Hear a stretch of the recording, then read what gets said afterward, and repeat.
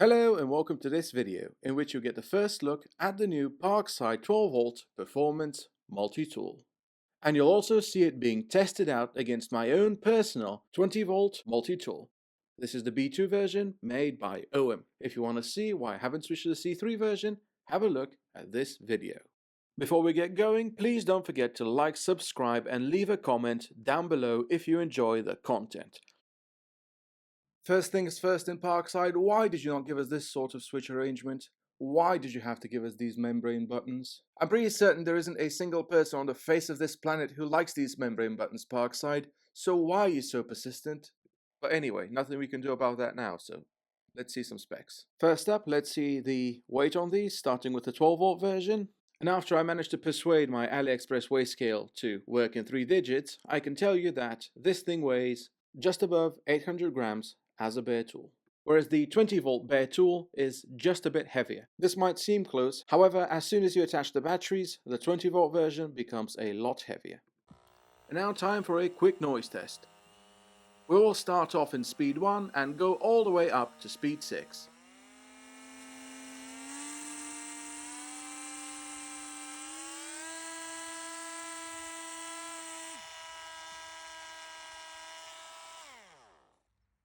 And that showed us that the new 12V performance version is noticeably louder.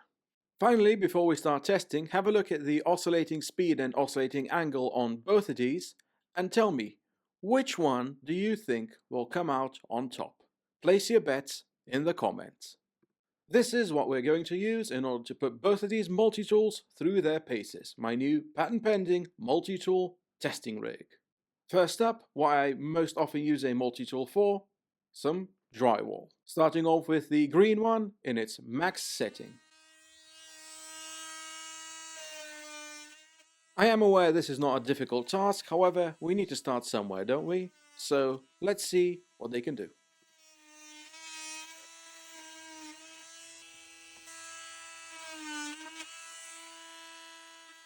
So the benchmark set there by the 20V version, nothing it couldn't handle. Bring on the new 12V performance version. And just like magic, there it is.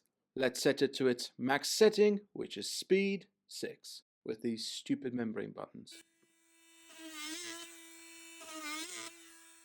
It's not like you can see it on the video, however, the 12V version felt more powerful than the 20V version.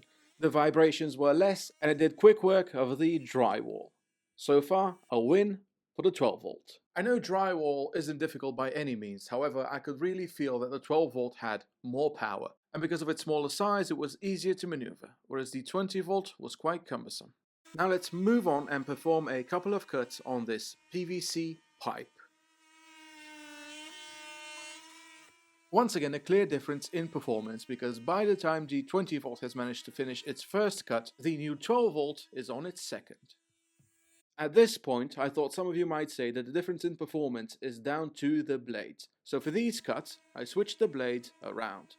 Let's see how they manage.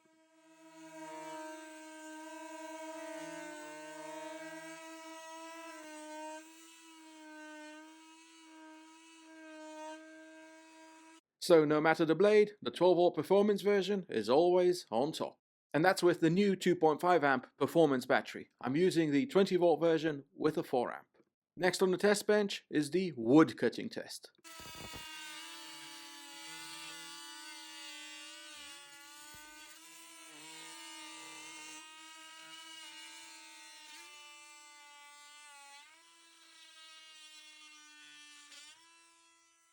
As with everything so far, the 12V performance version found it quite a lot easier. Now let's try and cut this entire piece, tools on max settings.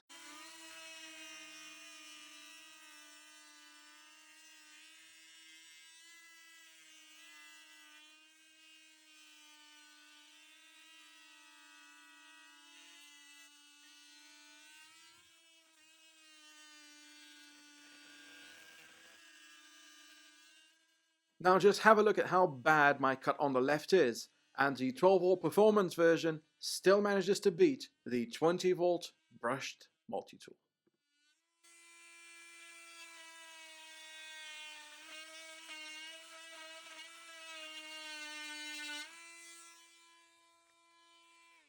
We'll get to sanding, however for now let's talk about the cutting process. This is down on power compared to the new tool, which does mean that with the 12-volt version I can lean into the cut a lot more, which means that I can get the cut done quite a lot faster. Whereas this, well, I have to let the tool do the work. Otherwise it doesn't really comply, so it just vibrates and doesn't really get anywhere. So far, despite this being noisier than the 20-volt version and despite these awful membrane buttons, turns out this is a better tool than the 20-volt version. And as it's better than the 20-volt green version, you can rest assured that it's quite a lot better than the 12-volt green version. However, we still have some wood to sand. Identical grit sandpaper on both, and max settings again on both.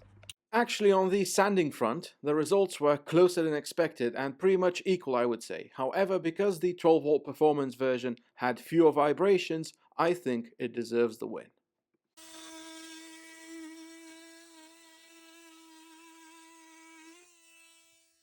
I like it, and I like it a lot. But now the time has come to have a look inside. Hopefully there's nothing concerning.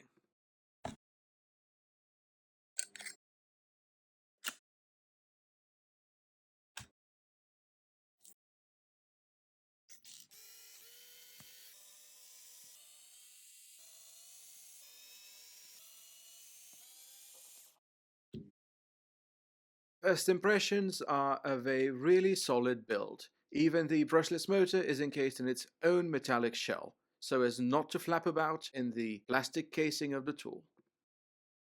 Now let's go for an even deeper dive, see if they've used enough grease. That's been a problem with recent Parkside tools, so let's have a look. And I can't say I have any complaints, a good amount of grease in there. This is the brushless motor if you ever wanted to have a look at it. And this off-center bearing that's attached to the brushless motor makes all the oscillating happen. Just in case you ever wanted to know how a multi-tool functioned. And this is the rather uneventful control board. And as you can see, the two buttons that lead to the membrane stuff are placed right there. I suppose for ease of construction and mainly cost. Inbuilt in the plastic shell of the tool, we find these silicone wedges.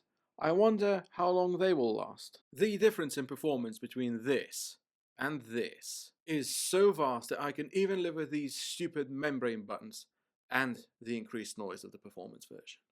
And on that note, if anyone's looking for a 20-volt slightly used multi-tool, let me know.